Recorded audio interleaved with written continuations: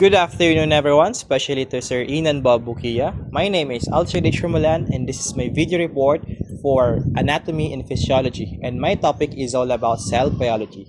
So without further ado, let's go. Did you know that cell is the basic unit of life, either prokaryotic or eukaryotic? But in this video, we will focus on eukaryotic, which human have. Firstly, what is the function of cell? There are so many functions of cell, but in this topic, we will focus on the 4 functions of cell cited in this book. First, we have the cell metabolism and energy use. So, we all know that metabolism is very crucial for the cell, for chemical reaction of the cell. It involves digestion of nutrients in our food. It is often involved in energy transfer, meaning the energy transfer coming from a reaction is then used to another reaction. Digestion often starts in our mouth, but nutrient absorption starts in our small intestine, which absorb the nutrients and convert it into energy for our cell. Second, we have the synthesis of molecules. So, dito na pumapasok yung paggawa ng ating cell using the energy come from the metabolic reaction. It will then use as a energy for our cell to synthesize molecules such as lipids, proteins, and nucleic acid that our body needs to survive. For example, when we cut our tissue or our skin, the cell will then produce proteins to fix the harmed or the cut skin so that the skin will mapapagaling nito. Third, we have the communication. Cell also communicate with each other by using chemical or electrical signals. For example, in our nerve cell is then produce chemical signals, and then the muscle cell will respond by contracting or relaxing the muscle cell like this, contracting and relaxing. It is came from the nerve cells. Next, we have the reproduction and inheritance. So most cell contains a complete copy of all genetic information or the DNA molecules of the individual. The genetic information ultimately determines the structural and functional characteristic of the cell. So we have the meiosis and the mitosis, right? So that DNA or that genetic information is the structural or functional characteristic of the cell. And those are the functions of cell. Next, how can we see cells? Okay, so we have 2 instruments to see cells, which is the light microscope and the electron microscope. Whereas light microscope use light to produce an image, while the electron microscope use electron beams to produce image. Now, we have different types of electron microscope, and those are the scanning electron microscope, the transmission electron microscope, and the atomic force microscope. Those are the 3 types of electron microscope. Whereas in the transmission electron microscope, the electron beam pass through the object to be viewed. While in the scanning electron microscope naman, the beam of electron is reflected off to the surface of the object. Lastly, in the atomic force microscope, this type of microscope scans the sample using a tiny mechanical probe that can be deflected by small forces between probe and the sample. This generates a 3-dimensional or 3D surface map of the sample. Atomic force microscope combines the high resolution of the transmission electron microscope with the topographical visualization of the scanning electron microscope. The atomic force microscope also has the benefit that sample can generally be viewed under more physiological condition because the TEM, SEM, and the AFM do not transmit color information. The micrographs are black and white unless assigned false color or we're going to dye the sample para makita yung kanyang color, no? So, in this type of electron microscope, with these three types of electron microscope, we could conclude that the AFM or the atomic force microscope is the most reliable because it gives us the 3D or three-dimensional surface of the sample or the object. And those are the instrument we use to see the cells. Now let us proceed, and these are the example image of the light microscope, the transmission electron microscope, the scanning microscope, and last but not the least, the atomic force microscope. So those are the sample images. Before we proceed to our next slide, let me first show you an example of a human cell. So this is a human cell. The three main parts is the cell membrane, the nucleus, and the cytoplasm. Cytoplasm is where the organelles of the cell is located. Now let us proceed to the plasma membrane, also known as the plasma lemma or cell membrane. So the cell membrane is the outermost part or layer of the cell. Just imagine an egg. Kanyang shell, that is an example of the plasma membrane. It keeps the cells formed. Its main function is to separate boundary separating the intracellular of the cell and the extracellular part or substance of the cell, which is yung sa labas ng ating cell. Now, cell membrane or plasma membrane is mainly composed of phospholipid bilayer, proteins, and carbohydrates with cholesterol.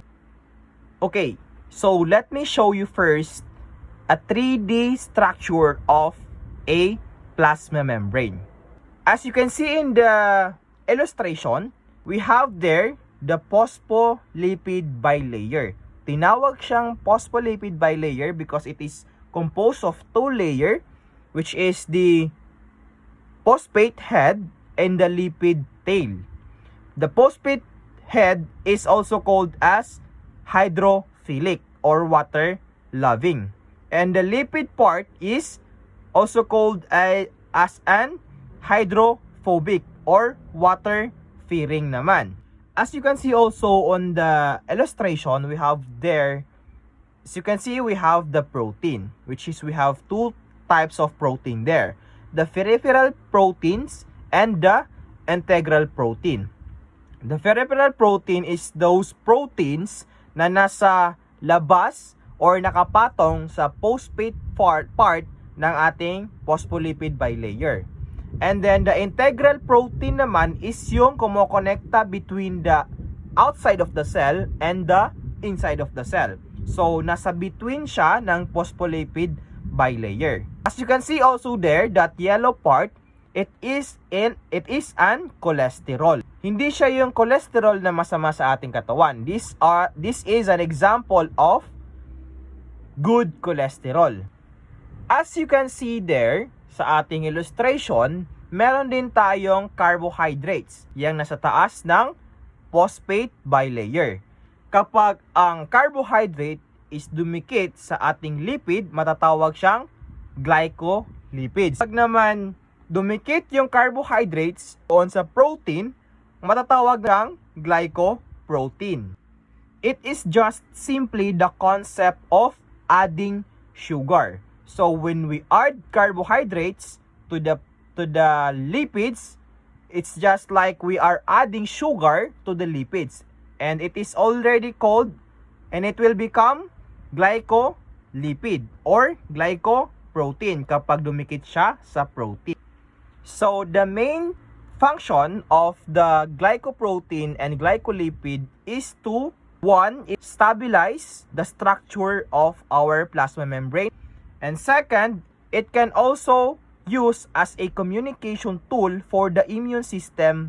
Now, let's go back to the integral protein. Ang integral protein is siya yung kumukonekta between the outside and the inside of the cell. Nasa pagitan siya ng phospholipid bilayer. Meaning to say, siya rin ang responsible para magpasok ng molecules from outside our cell para i-deliver sa loob ng ating cell.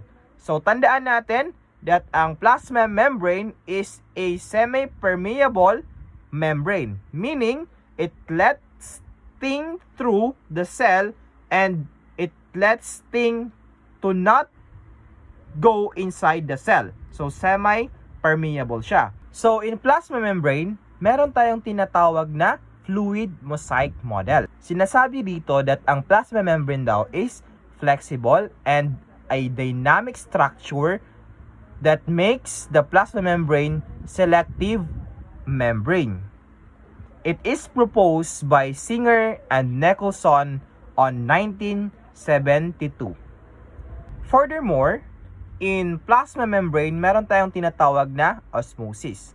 So, ito yung process ng pagpapasok ng water sa ating plasma membrane.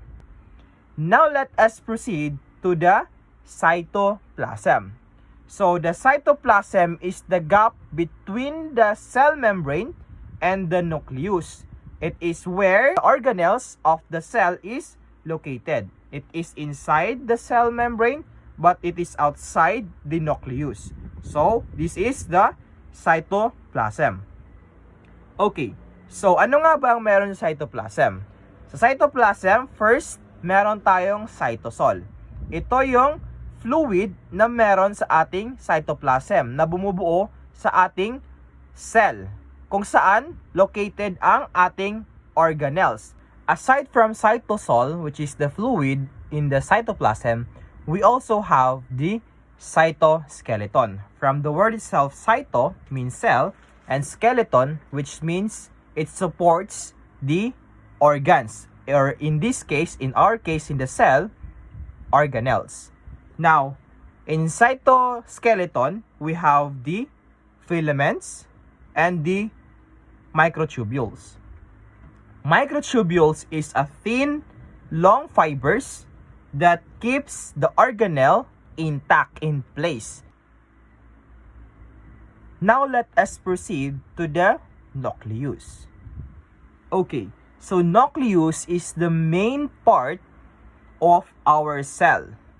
It contains the chromatin inside our nucleus. So, ano nga ba ang chromatin? So, chromatin is the genetic material that we have in our genes. Dito na galing ang ating genes. Sa ating genetic information na meron sa chromatin na nasa loob ng ating nucleus. So, ano pa nga ba ang meron sa nucleus? Of course, we also have the nucleolus. So, the nucleolus is the ribosome factory of our cell. So, before we tackle the ribosome, let's have first another part of the nucleus, which is the nuclear envelope or nuclear membrane. So, kung ang ating cell is merong plasma membrane, sa loob ng ating plasma membrane merong cytoskeleton and cytoplasm, and then sa kaloob-looban pa nito, meron tayong nucleus na binubuo ng nuclear envelope or nuclear membrane. And then sa mas pinaka center pa nito is meron tayong nucleolus, which is the factory of ribosome. Now, let us proceed sa ribosome. Ano nga ba ang ginagawa ng ribosomes? So, ribosomes is known for its protein synthesizer. Okay, so paano nga ba tayo nakaka-produce ng protein sa ating cell? Now, let us proceed to the synthesis of protein. Firstly, we have the transcription, wherein ang ating chromatin or ang ating genetic information na meron sa ating nucleus is magme-make copy ng ating chromosome, so one strand of our chromosome, and dadalhin siya ng messenger RNA sa ating ribosome. Wherein, doon naman mangyayari ang translation process. Wherein, ang strand na meron sa messenger RNA is nandoon nakapaloob ang ating codes or genetic information para makabuo ng amino acid. So, one strand of amino acid is one code from our mRNA. So, magkakaroon tayo ngayon ng long strand of amino acid, and magkakaroon na tayo ng whole strand of amino acid, and later on, magiging protein na siya. Now, after the making of protein in the ribosome or the translation process in the ribosome, pupunta na ngayon yung amino acid or the strand of amino acid sa ating RAF-ER, sa ating next organelle, which is the RAF-ER. So, natawag siya na RAF endoplasmic reticulum because meron siyang dots of ribosome. Kasi nga, ang ribosome is galing sa ating nucleolus, which is the factory of ribosome. Ngayon, ang ribosome na meron sa ating or RAF endoplasmic reticulum is yun na yung mga dots, kaya natawag siyang RAF-ER. And then, ang main function naman ng ating RAF-ER is to modify the protein. Now, when we say modification, RAF endoplasmic reticulum, meron tayong tatlong modification na mangyayari sa RAF-ER. Now, let's just focus on the two. The number one is the initial folding. Now, sabi ko nga kanina, meron tayong strand of amino acid. Now, the protein is hindi naman siya strand like na protein. So, magkakaroon ng initial folding ang RAF endoplasmic reticulum, and also, the other modification na mangyayari is the glycosylation. So, ang glycosylation process is just simply adding glucose or adding sugar in our protein para maging glycoprotein ang ating protein. So, that is just the main two modification na mangyayari or meron sa ating RAF endoplasmic reticulum. Now, after ng RAF endoplasmic reticulum, saan na ngayon pupunta ang ating protein? So, meron tayo namang bagong organelle, which is the Golgi apparatus. So, when the protein goes to the Golgi apparatus, so dito na mangyayari ang further modification ng protein. And dito na rin siya mapapackage, and ang Golgi apparatus na rin ang magdidikta kung saan pupunta ang specific protein or a certain protein.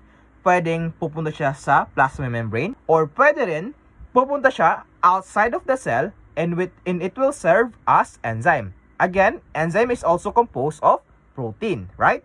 So, pwede rin na pupunta siya ngayon sa ating smooth endoplasmic reticulum. Ano naman ang gagawin niya sa smooth ER? So, ang smooth ER naman, it is responsible for making or production of lipids and carbohydrates. So, that is how protein is synthesized. Next, let us proceed to another function of the cell, which is the converting food energy into ATP. So, ano naman ang responsible na organelle para mag-convert ng energy? So, dito na papasok ang ating mitochondria. So, remember that the mitochondria is also known as the powerhouse of the cell. Now, wala namang mabubuo na energy out of thin air, di ba? So, dito na papasok ang ating nutrients or molecules, sugar molecules na nakukuha natin sa ating mga kinakaing pagkain. So, we have reaction right here. This reaction is responsible for making ATP or the energy for our organelles in the cell. So, next, let us proceed to the storing and breaking down chemicals. So, meron tayong 3 organelle na responsible dito. First, we have the lysosome. So, lysosome is composed of enzyme.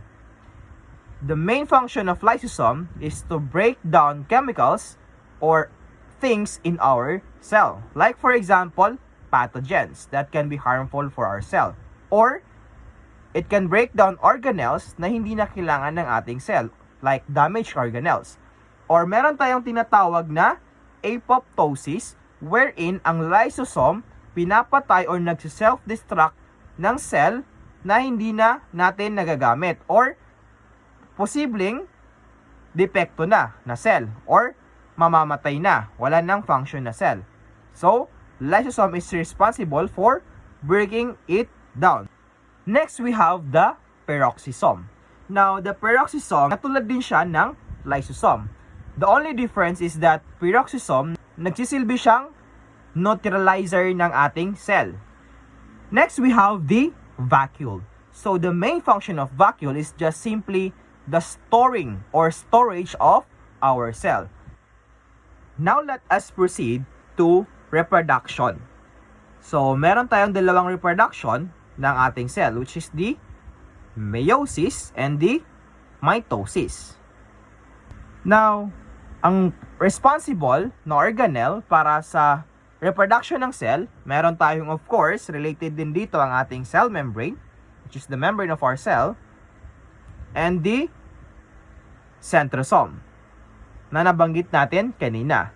So, centrosome is siya yung magiging magbibigay or magpuproduce ng thin fiber, long thin fiber, para paghiwalayin ang dalawang identical cell. Now, let me show you here a process of mitosis, wherein if makikita nyo dyan, involved dyan ang ating centrosome, wherein pinaghihiwalay niya ang dalawang daughter cell na parehong-pareho, identical, para maging two different cell. So that is the process of mitosis. Next, we have here the process of meiosis. So ganito nangyayari ang process ng ating meiosis, wherein ang ating reproduction ng tao naman, tayo. Paano nakakabuo ng isang human being? So this is the function of meiosis. So we're gonna have just a half of our chromosome, and magsisilbi siyang isang sperm cell or an egg cell sa babae. So that is how meiosis process works. So that is the reproduction or reproduction of cell, which is the meiosis and the mitosis. Now let us proceed to the next function, which is the structure and the movement. So meron tayong mga extra organelles or extra parts ng ating cell na ibabahagi sa inyo para mas maintindihan nyo kung paano nga ba nakaka-move ang ating cell from one place to another. So the first structure that we have is the microvilli. So the microvilli main function is to give more surface area for the cell. So it is usually seen in the large intestine, or the cell involved in the large intestine. So magkakaroon ng much bigger surface area para maka-absorb ng nutrients ang ating large intestine. So that is the function of microvilli. Next, we have the cilia. So the only difference between microvilli and cilia is that ang cilia meron siyang filaments na galing sa centrioles or centrosome. Now, this cilia is usually nakikita natin siya sa ating cell, sa ating lungs. Siya yung magsisilbing parang buhok para mas makahinga tayo, or magiging filter siya sa ating lungs. So it is commonly seen in our cell sa ating lungs. Next, we have the flagellum. So flagellum is meron din siyang thin microtubules and centrioles para magkaroon ng movement ang ating cell. So its main function is to propel the cell para makamove ito from one place, from point A to point B. So the only cell that has or have flagellum is the sperm cell. Para makamove ang ating sperm cell, kailangan niya ng flagellum para magsilbing propeller and makamove from point A to point B. So that is the flagellum. So those are the other structure of our cell that is responsible for the movement of the cell.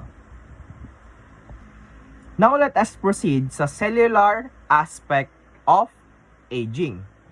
So now let's talk about the major hypothesis of aging.